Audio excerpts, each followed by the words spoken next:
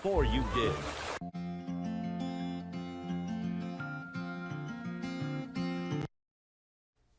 Coming up on First at 4, an argument over a console controller leads to a Mother's Day shooting. And the cleanup continues in Pulaski County after tornadoes touched down in the area on Friday. And plenty of sunshine and warmer weather on the way as we head through the second week of May. The very latest coming up. First at 4 is next. Dedicated to Eastern and Southern Kentucky, this is WYMT Mountain News First at 4. Good afternoon, I'm Steve Hensley. First at 4, a violent Mother's Day for one Southern Kentucky family. Police in Wayne County say an argument over a gift led to a shooting. Sheriff's deputies were called to Grayer Ridge Road in the Susie community about 8:30 Sunday night, where they say 22-year-old Jacob Small and his mom, Amber Powell, were arguing over an Xbox controller. As she and her husband, the suspect's stepfather, were backing up in their van, Small told the sheriff's deputy that he fired a shot from a .22 rifle, hitting her. Powell was taken to the Wayne County Hospital, where authorities tell us they do not have word on her condition at this time. We'll have much more on this tonight at 6.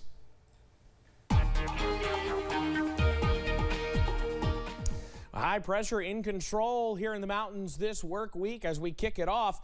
Looking pretty nice around the region. Beautiful temperatures, beautiful blue skies. I cannot say enough about how nice the weather has been today, yesterday, as we head through much of the work week. Yeah, it's looking pretty nice. I-64 at Moorhead, not a cloud in the sky right now. Plenty of sunshine out there. Out front here at WYMT in Hazard, again, not a cloud in the sky as beautiful sunny skies work through. Temperatures are warm, low to mid-70s around much of the area. Look at Monticello. Not far from 80 right now. In fact, Williamson actually at 80. Many of us, though, sticking around about 75, like Williamsburg, Hazard, and Prestonsburg, even down into Clintwood, Virginia, sitting at 75. It's a clean sweep, as expected, on Pinpoint Doppler. Get used to that, because Pinpoint Doppler can just about take a break this week, which is good news after the busy end of the last work week we had. You keep that WYMT weather app handy, though. You'll see just how nice that forecast is. Low to mid-70s throughout this evening. We're down into the 60s tonight, and then we're back into the mid-50s as we head into the overnight. So I'll have the latest on how long the beautiful weather looks to stick around coming up in just a few minutes. All right, looking good, Evan. Thank you. Well, people in one Southern Kentucky community are still cleaning up today after a tornado touchdown during Friday's storms. The National Weather Service confirmed an EF1 tornado over the weekend. Allie Blake went back to Pulaski County today to check on the cleanup efforts. It's a quiet day here in Pulaski County, but that wasn't the case on May 6th when a tornado touched down across the lake, leaving trees damaged and homes destroyed. That's when the Burnside Fire Department sprang into action. The fire department said they were responding to a camper fire on a normal Friday when the clouds got dark and the wind picked up. Quickly, they realized it wasn't a normal day. They were in a dangerous situation and a tornado was ripping through their community. The town doesn't have tornado sirens yet, but with no warning, it wouldn't have made a difference. James Martin, chief of the Burnside Fire Department, says that after the storm hit, they were able to respond without hesitation. So there we had a few trees that was down on the way to the camper fire, so we kind of had to clear those out to get en route to the fire. Once out to the fire, we got notified of the tornado coming through, so actually we had crews break off and go assist with the road department. It was pretty hectic there for the first few minutes because we wasn't sure, if it was passing or if it was making another round and coming back. So it was pretty hectic, but we actually managed it pretty well. It functioned pretty smoothly as far as the fire side goes. While it still will take a while for people to pick up the pieces, officials are just fortunate that most of the county was left unscathed. In Pulaski County, Allie Blake, WKYT. The fire department said they will be installing tornado sirens in the coming weeks. With yard sale season right around the corner, officials with the Kentucky River District Health Department are reminding folks about what you should avoid purchasing secondhand, regardless of the bargain. Public Health Director Scott Lockhart says you should never buy car seats, cribs, or baby gates from a yard sale unless they are in newer condition and come with their original owner's manual. Some may ask, why are these off limits? Well, Lockhart says these things can become defective and potentially dangerous after long-term use. And lots of times too, cribs and other baby related items, baby gates especially, once they've been used for a while and they may be missing springs or missing parts that make them safe to utilize. Lockhart adds that with car seats, once they have been in an accident, they should not be used again. And if you are buying one secondhand, it's difficult to know what that seat has been through. In a move to help bridge the digital divide, President Biden announces a partnership with internet providers to lower costs for low-income households. 20 of the nation's internet providers have committed to the program. The administration says it will increase access to high-speed internet for 48 million households nationwide.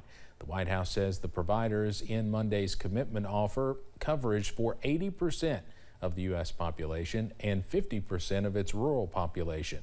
We'll have more on the program and how folks can sign up in our next half hour.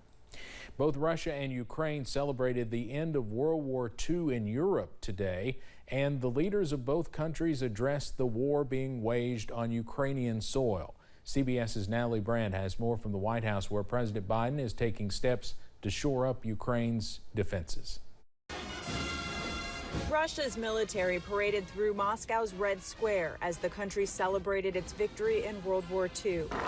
President Vladimir Putin used the celebrations to blame NATO and the West for his war in Ukraine and continued to spread the lie that the war is aimed at denazifying Ukraine. Ukrainian officials say Russians bombed a school over the weekend where civilians were seeking shelter. They estimate at least 60 people were killed in the blast. CBS News has seen multiple examples of indiscriminate bombing in Ukraine, resulting in civilian deaths. Ukraine's President Volodymyr Zelensky, in his own speech, says Russia's Victory Day will someday become Ukraine's Victory Day.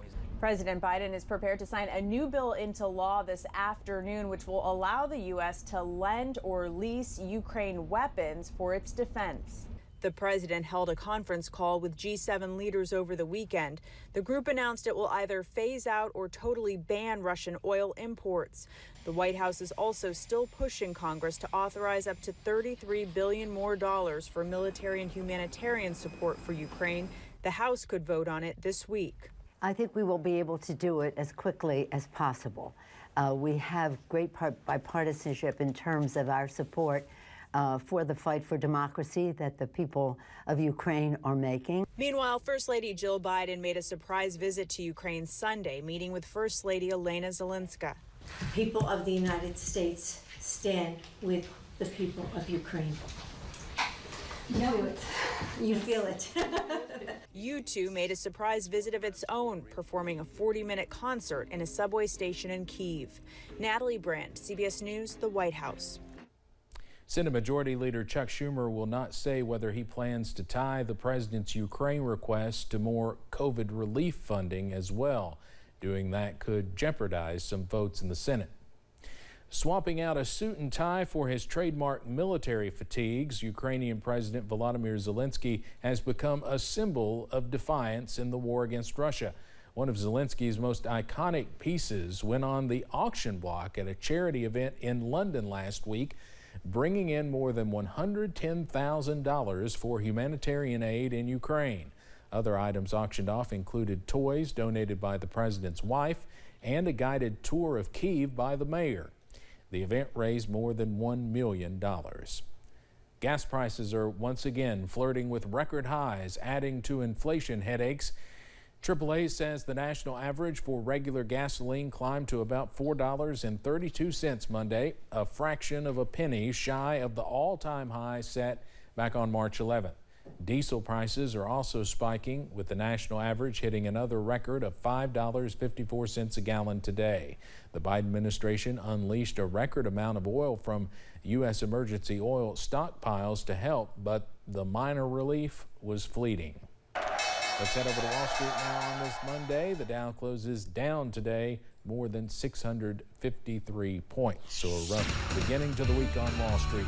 Coming up on First at 4, a look at how one popular children's show is using new characters to help promote critical thinking at a young age.